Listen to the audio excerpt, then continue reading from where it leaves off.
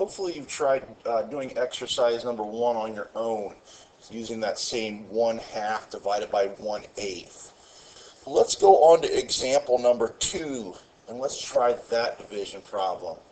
We do the same thing. We're going to end up with a word problem that represents 3/4 divided by 1/2. Think about what your division statement means. Your total is going to be 3/4, since it's the first number in the division statement. Your second number is going to represent how big is each group going to be. And then, of course, your quotient will be how many of those groups did you make. So our interpretation would be how many halves are in 3/4. Go on to step 2. We're going to draw a diagram. Start by drawing your total, which was 3/4. Break it up into 4 pieces. Color in 3 of them.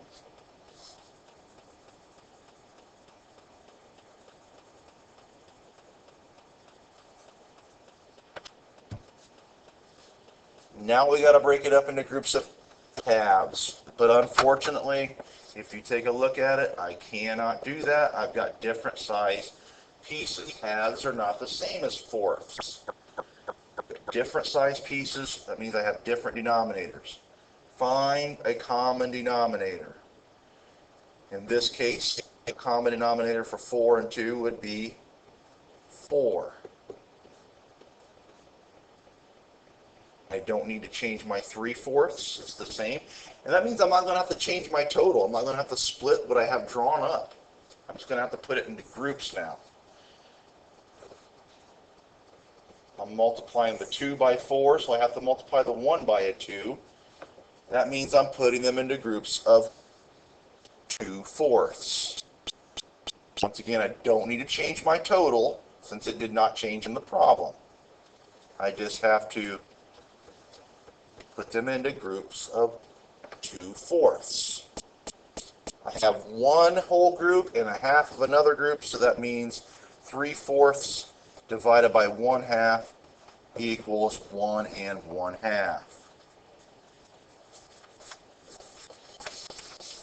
Now, let's come up with a unit. In this example, I'm going to use ounces. Abbreviation for ounces is OZ. Let's finally set up a situation. Start with a sentence that makes up something about a total of 3/4. I'm going to say Tia has 3/4 ounces of coffee left in the can.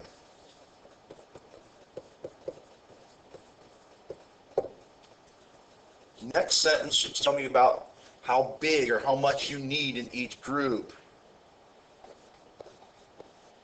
She needs 1/2 ounce to make 1 cup of coffee.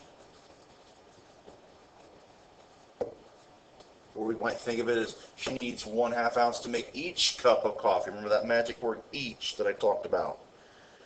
Finally, the third sentence should be asking how many. How many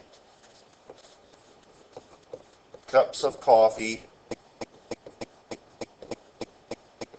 can Tia make?